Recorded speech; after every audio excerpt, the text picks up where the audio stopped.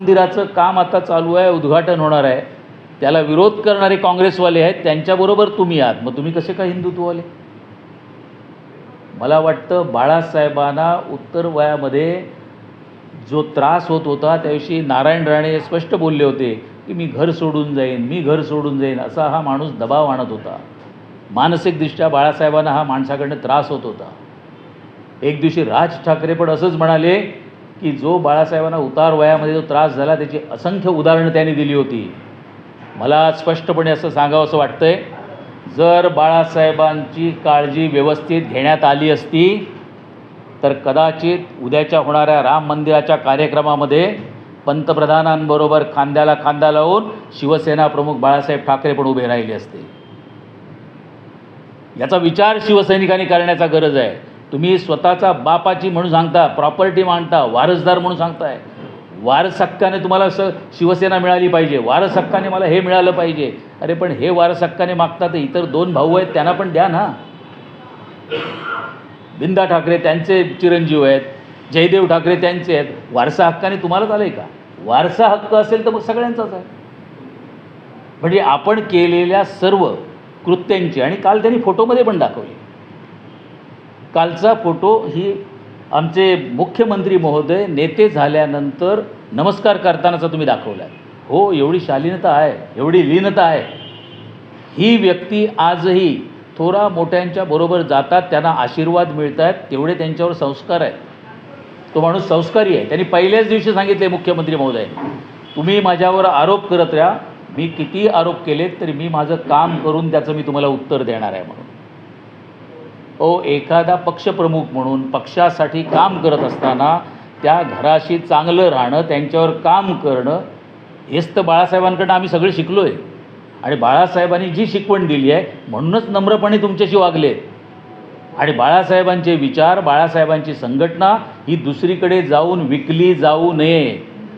कारण तुम्ही कुठे विकाल, जर तुमच्याकडे ठेवली असती तुम्ही कुठेही जाऊन विकली असती जगामध्ये. कारण परवाच बघा ना, सुप्रीम कोर्टाने जो निर्णय दिला तो मान्य नाही, निवडणूक आयोगाने निर्णय दिला मान्य नाही, विधानसभा अध्यक्षांनी निर्णय दिला मान्य नाही, शिवसेना त्याच्याचबरोबर धनुष्यबाण हे सगळं शिंदेसाहेबांकडे आणि इकडे आल्यानंतर तेही तुम्हाला मान्य नाही. पण त्याच अकाउंटमध्ये 50 कोटी रुपये होते ते मात्र स्वतः घ्यायला तुम्ही विसरला नाहीत, ते तुम्हाला मान्य नाही. दुसरा तिसरा कोण जर पक्षप्रमुख जर असता तिकडचा, त्याने एवढं सांगितलं असतं ही बापाची शिवसेना, बापाची प्रॉपर्टी म्हणून सांगताय, तर ह्या पैसे पण तुम्ही त्या शिवसैनिकांसाठी वापरा, कारण ते शिवसेनेचे आहेत म्हणून. काय तुम्ही सांगताय? काल व्हिडिओ दाखवताना मग 50 कोटीचा चेक घेतला तोही दाखवायचा होता ना, तो का नाही दाखवला? असे असंख्य तुमचे व्हिडिओ आम्हाला दाखवता येतील.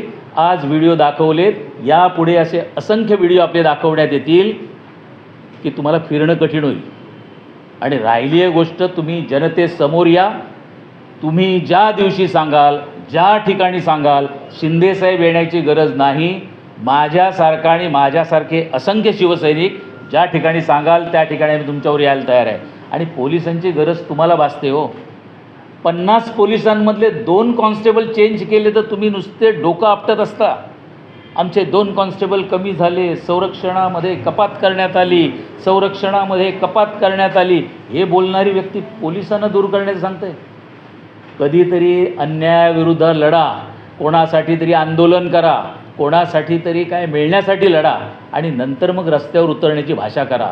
तुमच्या पर्सनॅलिटीला हे रस्त्यावर उतरायचं शोभत नाही. कारण ही जी सगळी कालचं वक्तव्य होतं हे तुमचं ते दुटप्पी असते, दुतोंडी असतं, ते गांडूळ लक्षात घ्या, नाही तर पुन्हा हे व्हायला नको. तशी असते ही. कारण 2 तोंडांनी बोलण्याची भाषा आहे. एकीकडे काढून पण घ्यायचं, एकीकडे माझं आहे म्हणून सांगायचं, कोण आलं तर पुन्हा माझं काही नाही म्हणून सांगायचं. म्हणजे स्वतःची भूमिका कुठचीही नसलेली व्यक्ती, आणि सगळं हातातनं गेल्यानंतर जे काय थोडेफार शिल्लक आहेत ते जाऊ नये यासाठी कालची केलेली धडपड होती. या धडपडीला यापुढची सगळी उत्तरं अशाच मार्गाने देण्यात येतील. त्यासाठी शिंदेसाहेबांनी रस्त्यावर उतरण्याची गरज भासणार नाही. शिंदेसाहेबांनी मुख्यमंत्री म्हणून जी कामं महाराष्ट्रात करायला घेतली आहेत मागच्या 1.5 वर्षात संघटना गावागावापर्यंत गेली आहे.